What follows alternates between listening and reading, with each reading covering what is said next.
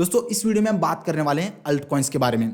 Alt coins किसे कहते हैं, अल्ट कॉइन्स कितने प्रकार के हैं और अल्ट कॉइन्स में इन्वेस्टमेंट के लिए क्या अपॉर्चुनिटीज हैं और क्या रिस्क हैं, वो मैं आपको इस वीडियो में बताने वाला हूँ। So let's start. दोस्तों अल्ट कॉइन्स का मतलब बहुत ही सिंपल है। बिटकॉइन को छोड़कर जितनी भी क्रिप्टो करेंसीज हैं वो सब अल्ट कॉइन्स है, यानी alternative coins. Bitcoin first and most well known crypto currency है और उसके बाद जो भी क्रिप्टो करेंसीज बनी वो सब अल्ट कॉइन्स है। फॉर एग्जांपल इथेरियम है, XRP है, BNB है, सोलाना है, पोल्काडॉट, ये सब अल्ट कॉइन्स है और ऐसे हजारों क्रिप्टो करेंसीज हैं जिन्हें अल्ट कॉइन्स कहते हैं। तो दोस्तों अब हम बात करते हैं कि अल्ट कॉइन्स कितने प्रकार के होते हैं, टाइप्स ऑफ अल्ट कॉइन। दोस्तों फर्स्ट टाइप है स्टेबल कॉइन। स्टेबल कॉइन वो क्रिप्टो करेंसीज हैं जिनकी प्राइस फिक्स्ड होती है। फॉर एग्जांपल टेथर या USDC, ये स्टेबल कॉइन से इनकी प्राइस फिक्स है। 1 tether is equal to 1 USDT।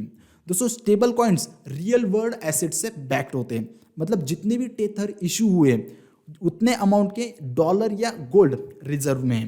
दोस्तों स्टेबल कॉइन का पर्पज ट्रेडिंग और ट्रांजैक्शन में वोलेटिलिटी को रिड्यूस करना होता है। दोस्तों सेकंड टाइप है यूटिलिटी टोकन।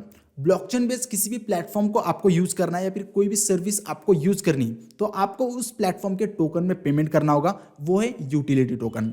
फॉर एग्जांपल अगर इथेरियम ब्लॉकचेन पे आपको स्मार्ट कॉन्ट्रैक्ट रन करना है तो आपको ETH में पेमेंट करना होगा। फाइल कॉइन एक डिसेंट्रलाइज स्टोरेज प्लेटफॉर्म है, अगर आपको वो सर्विस यूज करनी है तो आपको फिल में पेमेंट करना होगा, ये यूटिलिटी टोकन है। थर्ड टाइप है डीफाई टोकन्स। डीफाई यानी डिसेंट्रलाइज फाइनेंस। दोस्तों blockchain based lending and borrowing service आपको यूज करनी है। इंटरेस्ट अर्न करने के लिए आपको वहां पर डीफाई टोकन्स का यूज करना पड़ता है।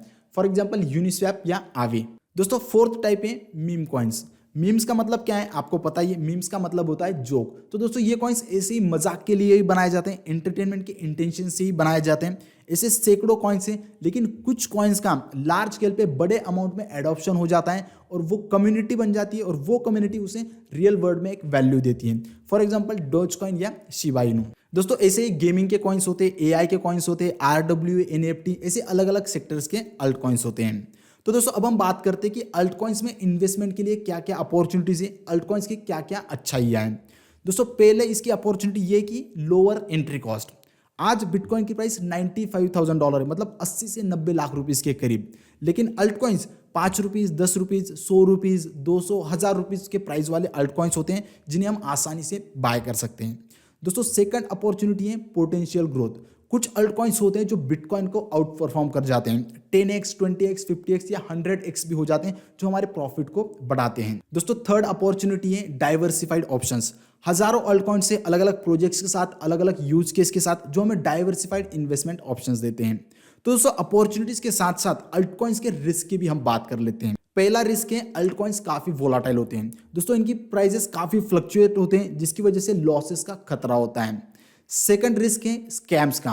दोस्तों क्रिप्टो मार्केट में स्कैम प्रोजेक्ट्स भी आते हैं जो लोगों के साथ फ्रॉड करते हैं, तो यहाँ पर हमें लॉसेस का खतरा होता है। और दोस्तों थर्ड रिस्क है अनसर्टिनिटी का। दोस्तों क्रिप्टो मार्केट में बिग वेल्स होते हैं जो मार्केट को मैनिपुलेट करते हैं, उसकी वजह से हमें लॉसेस का खतरा बना रहता है। तो दोस्तों अल्ट कॉइन्स क्या होते हैं, अल्ट कॉइन्स कितने प्रकार के होते हैं और अल्ट कॉइन्स में इन्वेस्टमेंट के लिए क्या अपॉर्चुनिटीज है, क्या रिस्क है, वो मैंने आपको एक्सप्लेन किए। अगर ये वीडियो आपको पसंद आया हो तो आप इसे लाइक करें। वीडियो आपको कैसा लगा नीचे कमेंट सेक्शन में कमेंट करके जरूर बताइए। और crypto currency related knowledgeable content और प्लेलिस्ट इस चैनल पर अवेलेबल है, वो आप जरूर देखें। In this words signing out, Sagar.